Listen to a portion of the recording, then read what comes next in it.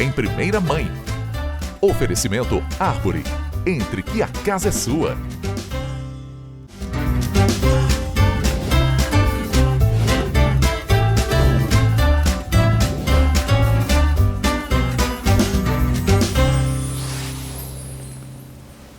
Olá pessoal, o Em Primeira Mãe de hoje está especial porque a gente traz um assunto importante para vocês também. A gente vai falar sobre neurodivergências, mas mais especificamente sobre o autismo.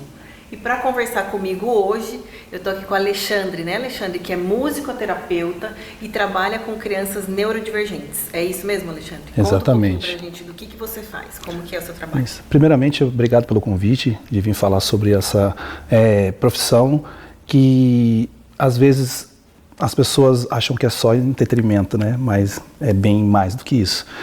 Bom, eu trabalho diretamente com crianças neurodivergentes, com a musicoterapia, e a musicoterapia ela é uma prática em que usa os elementos da música para fins terapêuticos.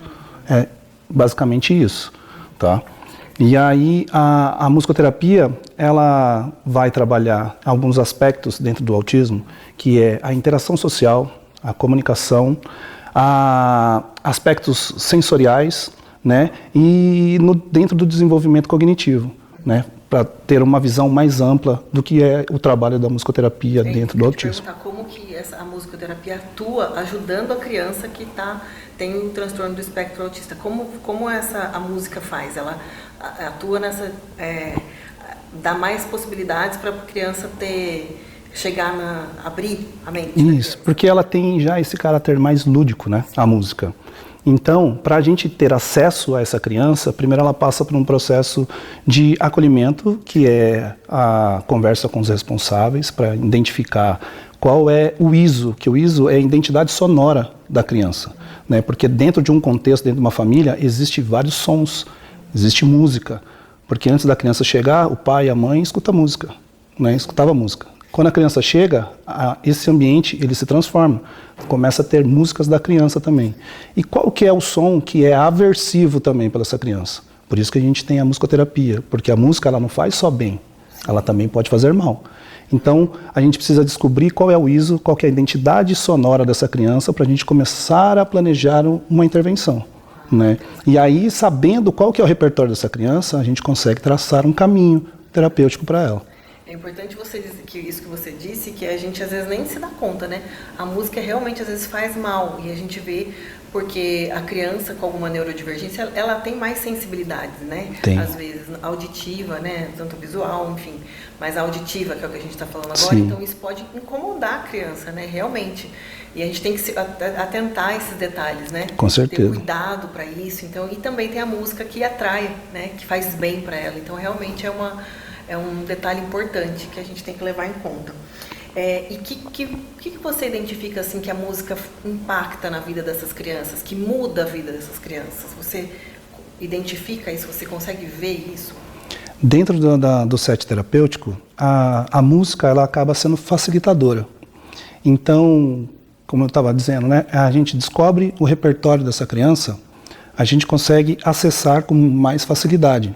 Não que as outras terapias, elas não têm acesso, mas a música, por si só, ela já faz com que a conexão estabeleça, porque ela vem com uma percepção auditiva, como você disse, né, também, que tem um hiperfoco auditivo, e dentro do espectro autista, existe crianças que têm mais ouvido absoluto do que muitos músicos, justamente por conta desse hiperfoco.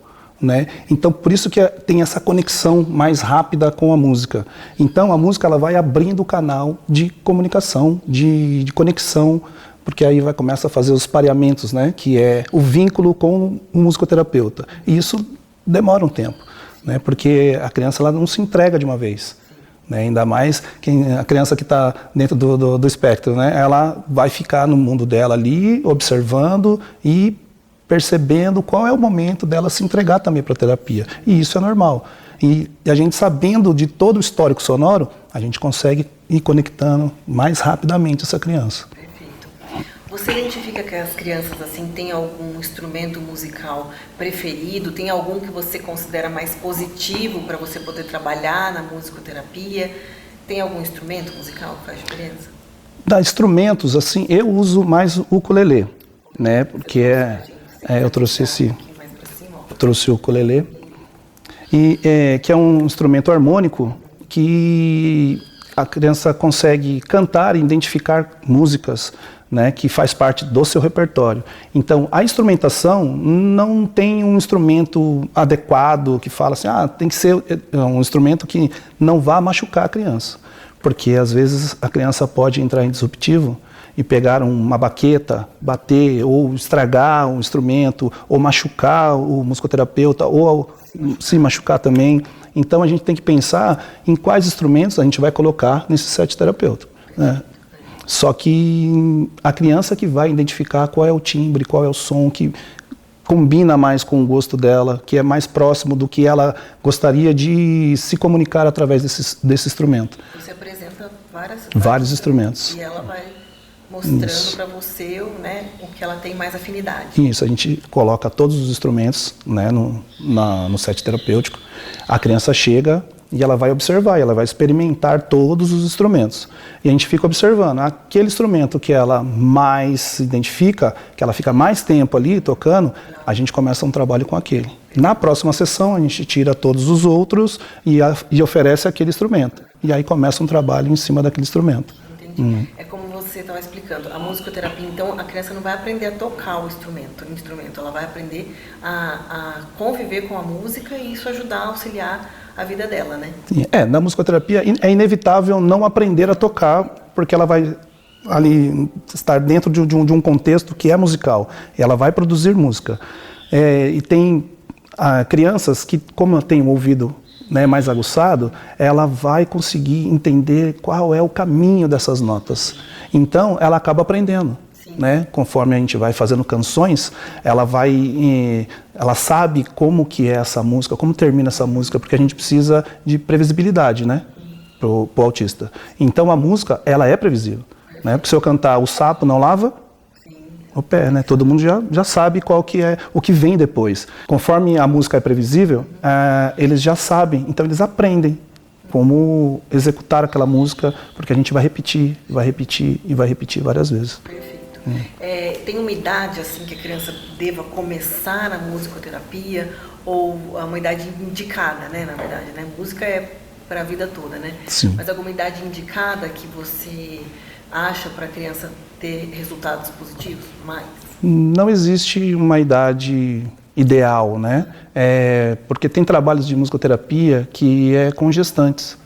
E aí, essa mãe, depois que ganha esse bebê, ela leva o bebê para o set terapêutico também, porque tem casos de depressão pós-parto, né?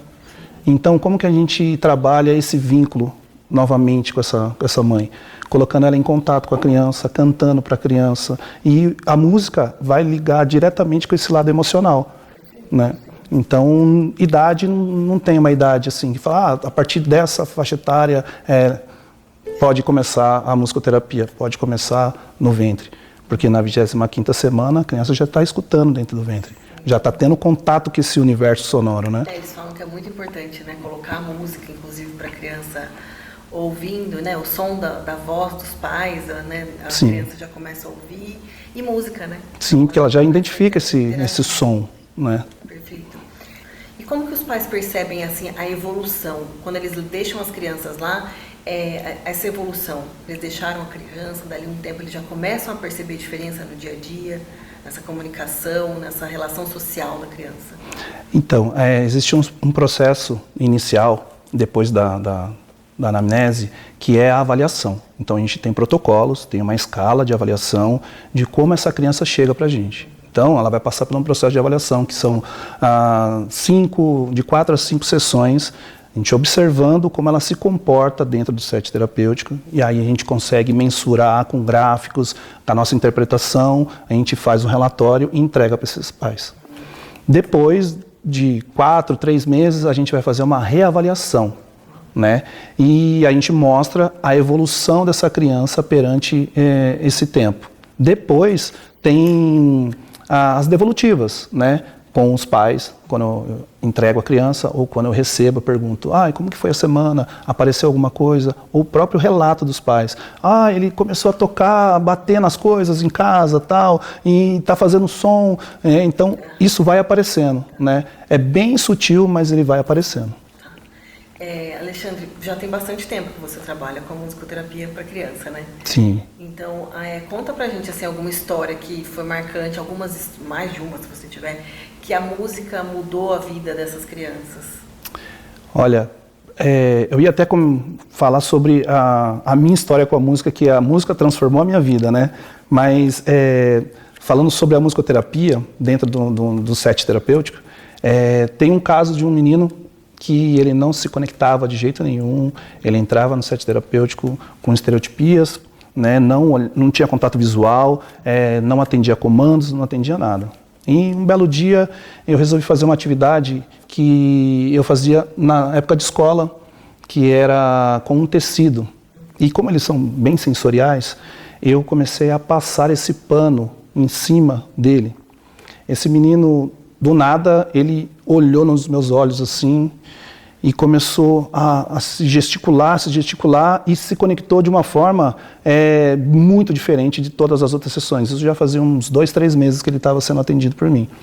A partir desse dia, quando eu passei esse tecido e comecei a fazer essa atividade com o som do mar, esse menino se conectou comigo e até hoje eu atendo ele e ele tem uma super conexão e ele evoluiu muito assim. Então ele não imitava, ele não balbuciava, não vocalizava nada, hoje ele vocaliza, hoje ele imita, ele faz atividade junto comigo, ele vem, ele me olha, dá risada, sabe? Antes ele não tinha expressão nenhuma.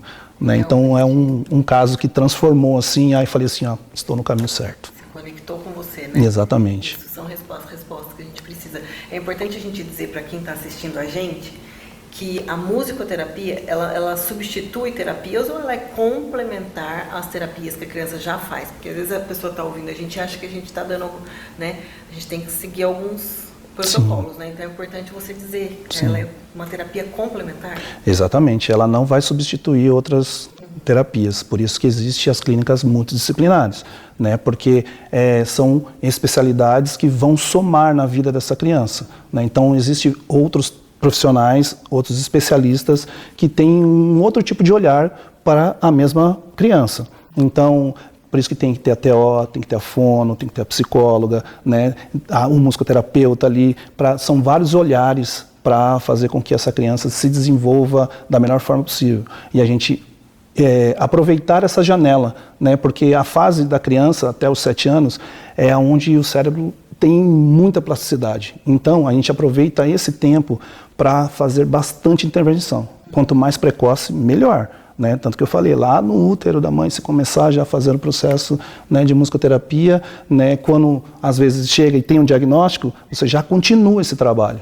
Né? Então, a criança absorve muito, né? A gente, no meu caso que tive 2, né, a gente vai em médicos, eles falam muito, até os 7 anos, realmente, a criança, toda criança absorve, né? Mas Sim. Até essa idade é aquela, né, folha em branco que está sendo escrita, né? Então, realmente, qualquer atividade que faça, e no caso do transtorno do espectro, que é o que a gente está falando hoje aqui no programa, é importante dizer que a musicoterapia, ela vem como uma terapia complementar. Exatamente. Né? Ela não vai substituir nenhuma outra, mas ela, com certeza, né, Alexandre, faz diferença na vida da criança. Sim, faz muita diferença. Ela potencializa bastante as outras terapias também. Exato, né? Potencializa, que é importante. Só complementando, essa fase da criança é o maior salto de evolução do ser humano.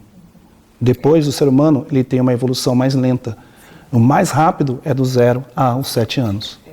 Eu li sobre isso esses dias um texto, falando exatamente sobre isso. E a gente fica surpreso, principalmente quem tem, eu no meu caso, que tenho crianças nessa fase, né? Ainda não chegaram no 7, mas realmente a gente vê como eles perguntam, como se interessam. Sim. E tudo é motivo de aprendizado, né? Então Sim. A gente tem que tomar muito cuidado com o que a gente passa para eles. Então, parabéns pelo seu trabalho. Muito obrigado. Tenho certeza que você é uma pessoa muito paciente, que você tem essa dedicação e com certeza é um dom isso que você tem. Viu? Eu agradeço. Parabéns. Alexandre, você quer tocar uma musiquinha pra gente? Vou terminar como eu termino as sessões, que é uma musiquinha que eu começo a tocar essa música e eles já percebem, já começam a colocar o sapato e já vai se preparando para ir embora. que é a música assim: tchau, tchau, tchau, tchau, a nossa sessão acabou.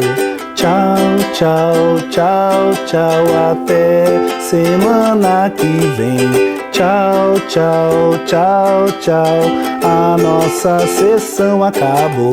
Tchau, tchau, tchau, tchau, até semana que vem. Ai, que bonito, lindo, adorei. Obrigado. Realmente é um som muito gostoso, né, o ukulele. Alexandre, muito obrigada por você ter tocado a música pra gente, por você ter ficado com a gente aqui e passado informações importantes sobre a música. Eu que agradeço. De verdade. Pessoal, fiquem com a gente que a gente tem agora a Jéssica, que é uma mãe atípica e também empreendedora, que vai passar dicas, vai conversar um pouquinho com a gente e vai dar uma dica muito especial.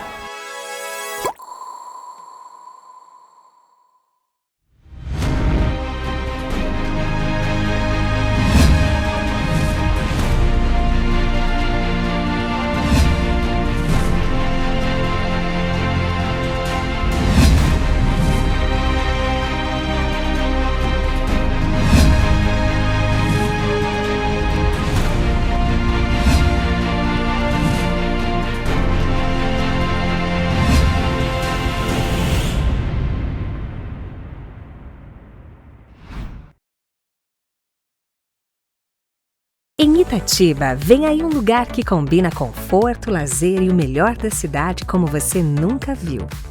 Absoluto Itatiba. Piscina, beach tênis, espaço pet e muito mais. Apartamentos com 2 dormitórios, ampla suíte, varanda e vaga de garagem. Condições especiais de lançamento com financiamento pela Caixa. Absoluto Itatiba. Mais um sucesso, Árvore Engenharia.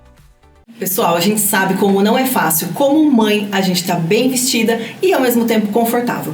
E para isso eu conto com a ajuda da For You, que faz as nossas roupas e os nossos looks para o programa Em Primeira Mãe. E cabelo e maquiagem eu conto com a ajuda da Rúbia. E se você quer investir e morar bem, com certeza é com a Árvore. Pessoal, voltando agora, o Em Primeira Mãe traz uma história especial. E eu tô aqui com a Jéssica, que é uma mãe atípica e também empreendedora. Ela vai contar pra gente, daqui a pouco ela faz laços lindos e ela vai mostrar pra gente, ensinar a gente um pouquinho. Mas antes a gente vai conversar um pouquinho com a Jéssica, que é mãe atípica, e eu quero ouvir um pouquinho dessa história, Jéssica. Como é que foi? Qual a idade do seu filho? Conta um pouquinho da sua história pra gente entender mais ou menos. Sim, eu sou mãe de 3 filhos. Eu tenho um de 14, eu tenho um de 9, que é o Ian, que foi diagnosticado com autismo, suporte 2, e a Nicole de 5 aninhos. Que legal. Mas hoje a gente vai falar do Ian, né? Isso, Então, o Ian, quando ele tinha... Eu acho que sempre eu soube que o Ian, ele tinha algo diferente. Porque todas as vezes, quando ele era bebê, ele não recebia comandos, ele não prestava atenção, ele não olhava. Ele sempre foi uma criança muito nervosa, muito chorona. E quando ele fez 2 anos, foi aonde eu comecei, não, alguma coisa de errado tem. A minha mão, meu braço é cheio de cicatrizes, porque quando ele tinha crises, ele me arranhava. Ele segurava, ele me arranhava, ele me batia. E eu nunca, entendia, porque naquela época ainda, que foi antes da pandemia, o autismo não era algo que a gente ouvia falar muito, a gente não entendia muito sobre o assunto. Mas como eu tinha uma amiga professora que ela sempre ia em casa, ela falou, Jéssica, seu filho é autista. E eu nem sabia o que era autismo. Aí eu comecei a pesquisar, comecei a ir atrás de médicos, muitos médicos não me deram ouvido. Falaram que era normal, que ele só estava em fase de desenvolvimento, mas eu via que não era normal, sabe? Algo gritava dentro de mim que ele precisava de ajuda. Não era uma criança que você ensinava e ele conseguia entender. Ele não conseguia entender, porque ele nem me olhava nos olhos. E todas as vezes que eu tentava olhar ele nos olhos, eu sentia que aquilo para ele era muito difícil. Eu lembro que todas as vezes que eu colocava ele no quarto para pensar, ele gritava muito, como se eu estivesse batendo, como se eu estivesse espancando. E eu, não entendia muito o que estava acontecendo com ele.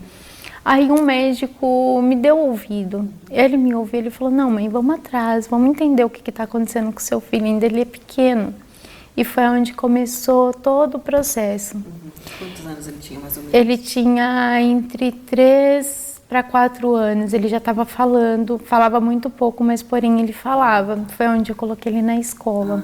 Eu esperei ele falar para mim poder colocar ele na escola. Ele não brincava, ele não interagia com outras crianças. Só que a minha maior preocupação nisso tudo era o meu quadro de saúde. Porque eu não sabia quanto tempo que eu ia conseguir ficar cuidando dele. Eu não sabia por quanto tempo eu ia poder cuidar dele. Porque quando o Ian nasceu, quando eu estava grávida do Ian, eu fui diagnosticada com câncer no osso. Quando você estava grávida? Isso, devido a um acidente que eu sofri, teve muitas complicações. E o médico, o Ian, ele ia nascer em janeiro e o médico estava marcando minha cirurgia para março, para amputar a perna. E nisso, para mim, foi muito assustador, porque eu não voltei no médico, eu não voltei mais. E ele disse para mim que se não fizesse essa cirurgia, a infecção ela se espalharia pelo meu corpo e me mataria. E eu não voltei mais. Então eu não sabia quanto tempo eu tinha para cuidar do Ian. Então eu precisava cuidar dele, porque não era uma criança que as pessoas tinham paciência. Não era uma criança que também tinha paciência com outras pessoas. Ele não tinha paciência com adultos. Ele não gostava de gente. E você ficava nessa época o tempo inteiro com ele? Eu ficava o tempo todo. Eu não conseguia deixar ele pra nada. Pra nada. Tipo assim, eu deixei ele na escola só meio período e eu ia buscar, tipo, muito rápido, porque eu ficava com medo. Eu lembro, assim, que eu olhava o corpo dele inteirinho. Pra ver se ele não se bateu, pra ver se ele não brigou na escola, porque... E a escola trouxe alguma... Chegou a conversar com você sobre isso, a falar que ele tinha algum comportamento, ou a escola não trouxe esse Na creche, a professora dele, sim. Ela chegou a falar, mãe, ele não interage com outras crianças, ele não brinca com outras crianças, ele só fica nessa casinha, que era uma casinha de madeira que tinha lá. Ele só fica nessa casinha. Aí eu entendi o que estava acontecendo, né? E quando saiu o diagnóstico, eu não sei se foi um alívio para mim ou se foi uma dor, porque a gente nunca sabe o que fazer. Bárbara, a gente nunca sabe o que fazer, a gente nunca está preparada para um diagnóstico. A gente nunca está preparado, né? Em qualquer situação a gente traz um programa como de mães, né? A gente fala para mães e a gente traz esse assunto aqui. Agora eu não consigo imaginar a sua situação, o quanto ela é potencializada, porque você vê seu filho às vezes na situação que você precisa fazer alguma coisa, às vezes a gente não sabe, né? Não tem informação, como você disse, né? É isso que a gente quer trazer para as pessoas, informação realmente, porque a gente não sabe mesmo o que fazer, né? Não tenho como imaginar o que é difícil. Isso que eu queria, né, trazer aqui para as pessoas verem. O seu dia a dia mudou completamente quando você teve o diagnóstico, ou desde que você já soube, que você disse que já percebia que ele tinha alguma coisa? Do diagnóstico mudou. Do diagnóstico mudou. Porque até o diagnóstico era ansiedade, preocupação, aquela sensação de que alguma coisa estava errada. E depois do diagnóstico foi aonde eu precisei, não, agora eu preciso montar uma rota aqui agora e preciso fazer isso dar certo. Porque tinha o problema da minha saúde. Então eu ficava, cara, eu tenho que preparar ele para o mundo. Eu preciso ver aonde eu preciso trabalhar nele. E aí eu comecei a observar ele, observava onde eram as dificuldades dele. Eu nunca fui aquela mãe que você não gosta disso, então você não faz. Eu desafiava ele nisso. Você não gosta? Ele não gostava de interagir com outras crianças. Então vou te pôr no judô. Sabe, eu sempre fui assim, de empurrar ele para a vida, porque eu precisava preparar ele, eu precisava cuidar daquele homenzinho que eu estava formando, que era uma criança, mas que vai se tornar um homem. Eu precisava. Ele fez judô, hoje ele está fazendo jiu-jitsu, faz futebol. Então hoje ele consegue brincar com outras crianças, hoje ele interage, hoje ele que se arruma para ir para a escola, hoje ele frita ovo no café da manhã para ele comer. Ele começou a evoluir e eu nunca interferi nele. Se ele fez errado, eu falo, você podia melhorar nisso daqui, Aí ele, mas eu vou melhorar como? Fazendo mais vezes. Eu falava pra ele, pratica. Hoje ele limpa o quarto dele. Hoje ele tem uma independência. Eu vou ensinar ele a fazer lição. Ele que acaba me ensinando. Mas é porque, tipo assim, eu deixei, sabe? Eu olhei, ele era muito... Como que eu posso explicar? Eu falava, não usava esse termo, mas eu vou usar agora, teimoso. Mas eu nunca falei pra ele, você é teimoso. Eu falava pra ele, você é persistente, hein, cara? Você é muito persistente, hein, cara? A palavra parece que não, mas faz toda a diferença. Toda a né? diferença. Teimoso é uma característica ruim e você Sim. falava por uma coisa boa. Né? Exatamente. E aí eu falava, você é tão persistente pra querer as coisas de mim, por que você não é persistente pra querer as coisas de você? Por que você continua, tipo, se moldando, Ian, do jeito que você quer? Começa a se moldar do jeito que você precisa ser moldado. Eu sempre... Mas isso ele já era maiorzinho, já. E isso agora, tipo, a gente conversa sobre isso. O Ian, ele tem uma mente... Se você... É que é difícil ele querer se comunicar, mas ele é muito inteligente. Ele é muito inteligente, ele lê muito. Então, tipo, ele gosta de ciências e geografia. Então, tipo, quando eu falo com ele um tom de uma forma assim que eu trato ele de igual, não tô falando como a mãe chata, parece que ele absorve mais. Entendi. Quando Você eu, tá tipo, conversando normal. exatamente, aonde eu consigo ter dele, receber e entregar, sabe, conhecimento, mas eu acho que eu recebo mais. Sempre a gente parece que Sim. aprende, né? Porque ele tem uma perspectiva muito completa de muita coisa. Ensina você, né? Sim. Então a sua vida mudou completamente, né? Depois do... Você imaginava passar assim essa situação? Algum momento na sua vida você imaginou? Não. Não. Como você tem um filho de 14 anos? Tenho. E depois que veio o Ian Ian. 9. O Ian de 9. E agora você tem A Nicole. De 4, De 5. Né? Entendi. Jéssica, eu sei que eu já falei aqui pro pessoal que você é empreendedora, que você vende laços, né? Sim. E a gente queria ver se você pode ensinar a gente a fazer para mãe. A nossa ideia hoje é trazer essa ideia para você que está assistindo a gente de uma opção realmente do que a Jéssica tem. A Jéssica tem uma história muito... Não é só bonita a sua história, uma história assim particular de uma mulher forte que teve um diagnóstico e você não deixou essa peteca cair, assim, você tá lá, né, segurando, o que não é fácil, né? Às vezes a gente fala isso como um elogio, mas a gente tem que dizer para essas mães que elas têm que saber também a hora de pedir ajuda, porque não é fácil, né? Não é fácil. Eu tenho certeza que não é. Não é fácil. Se tem uma coisa que não é fácil. E você tá lá. E você vende os laços e a gente quer ver se você pode ensinar a gente a fazer alguma coisa e mostrar, claro, os que você já tem, que é um mais lindo que o outro. Pode Sim, ser? claro, com certeza. Então vamos lá. Então é isso aí, a gente montou aqui e agora a Jéssica vai explicar pra gente. Eu tava aqui conversando com ela e isso aqui vai virar um laço? Isso. Então, isso que vai. Vamos lá. A medida de 16 centímetros da fita lisa. No caso, eu tô usando a Simbu, da estampada de 14 centímetros. A gente vai dobrar no meio. A chama azul do isqueiro, a gente vai vir aqui, ó, pra gente fazer a marcação do meio, pra gente não se perder na hora de montar. Chama azul. Chama azul, vamos lá, gente. A Jéssica aprendeu a fazer os laços com a avó dela, não foi? Com a sua avó, que ela era artesã. Isso. Aí, na marcação, a gente vai passar meio centímetro de um lado e do outro. Para auxiliar a Bárbara, que usa um alfinetinho aqui, ó, na marcação para prender.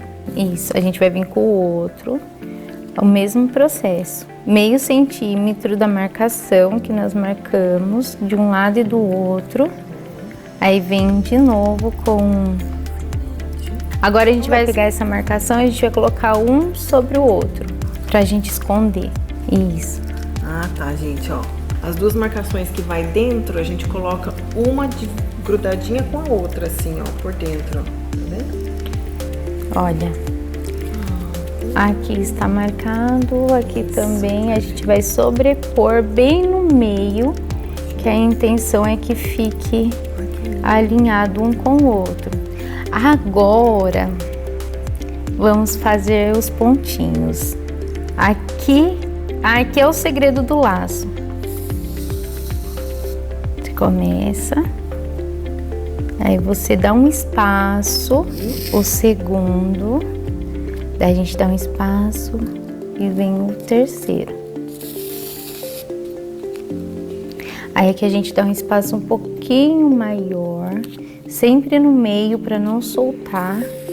Como eu falei pra vocês, a Jéssica é uma mãe empreendedora. O Instagram dela, você tem Instagram, vai aparecer aqui na tela pra vocês. Ela faz os laços sob encomenda também. Então você que tá assistindo, mãe atípica, uma história maravilhosa e além de tudo, uma mãe empreendedora. Olha, tá vendo como fica os pontinhos? Agora é o franzir. Olha lá, gente, ó. Então, meu laço vai parar nesse momento aqui. Não, calma, que você vai. Eu acho que não vai. O próximo passo. Ah, que Eu passo 3 voltas. Calma que depois a gente vai ajeitar.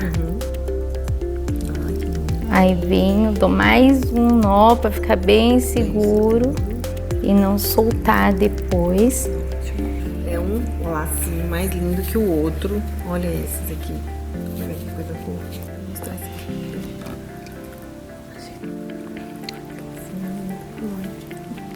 Isso, aí você vai dar as voltas. Franziu. Gente, olha, eu tô me esforçando e é o que eu falei. Depois você ajeita. Depois vocês ajeitem. Vocês não podem não dar certo primeiro. Depois o laço tá um pouco de um lado só, né? Quer ajudar? Não, eu tenho que mostrar pro pessoal que é possível, né? Ó, e agora aqui eu vou dar um nó, é isso? Isso. Pego toda a linha assim? Isso. Ou não, assim? Eu pego toda. Pronto, gente, ó. É linha de pipa, gente, ó. Você que tá ouvindo aí, linha de pipa.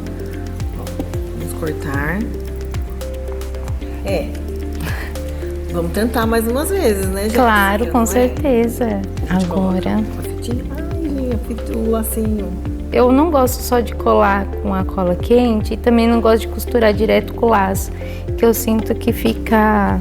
E é verdade, porque eu tenho o laço da Jéssica e não solta mesmo, é verdade, viu, Jéssica? Eu gosto que fica nessa O laço dura... da Jéssica, não o meu. No caso, eu acho que no meu não ia dar muito certo. Daí aqui, eu só faço assim, O elástico aí, tá.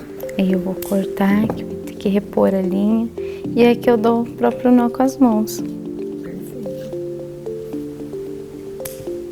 E agora o acabamento. Ó, gente, ela costurou a xuxinha aqui, ó. Aí foi. Sempre selem a fita para não desfiar. Aqui é a pontinha, né? Aí a gente vai começar aqui, ó. Cola quente. Um pinguinho para não ficar pesado o laço e nem ficar melecado. 2 voltas da fita número 2. Corto aqui. As filhas estudavam com a Nicole e falavam dos laços dela. Onde você comprou? Eu falei, fui eu que fiz. E é assim que a gente começa. Então você, mãe, que tá escutando. Ai, não é possível. Ó. É possível, a gente tenta mais uma vez. Olha que laço. Ai, meu Deus, olha que laço lindo, gente, olha. É lindo, ficou lindo. Eu vou, a hora que terminar, a Jéssica me ajuda a terminar meu laço, porque eu acho que agora já deu pra vocês entenderem como é que ficou o laço dela. Maravilhoso. Não é difícil, né, Jéssica? É só treino, precisa treinar, gente. Realmente precisa treinar. Esse laço aqui eu passei acho que 1 mês fazendo só dele. Pra mim aprender o alinhavo. Olha aqui. Tá vendo, gente? 1 mês ela passou treinando esse. Olha os gomos, como que ficam. Perfeito, perfeito. Ai, fica lindo. Ela é detalhista, tá vendo? Fica dobrado certinho. Jéssica, muito obrigada pela sua história, que é uma história maravilhosa, que me encantou desde o começo, que a gente começou aqui a saber um pouco mais. Ainda ficou mais coisas que a gente deixou nos bastidores, que a gente não conseguiu contar tudo, né? E muito obrigada por você também ter ensinado a mamãe, ou quem tá do outro lado, a fazer um laço e também ter uma outra fonte de renda, ou uma fonte de renda como você faz, né? Equilibra a vida, cuida do Ian, cuida dos seus filhos e ainda é empreendedora. Muito obrigada a você que ficou com a gente até aqui. A gente se vê no próximo Em Primeira Mão. Pessoal, muito obrigada a você que ficou com a gente até... Ah, não, eu vou encerrar no próximo bloco. Vai pro próximo bloco. A Jéssica vai fazer uma edição nossa. Alexandre, muito obrigada mais uma vez. Você que ficou com a gente. Aguarda mais, não, aguarda um pouquinho.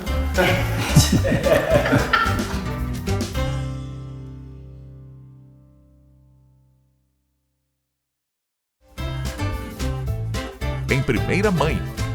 Oferecimento Árvore. Entre que a casa é sua.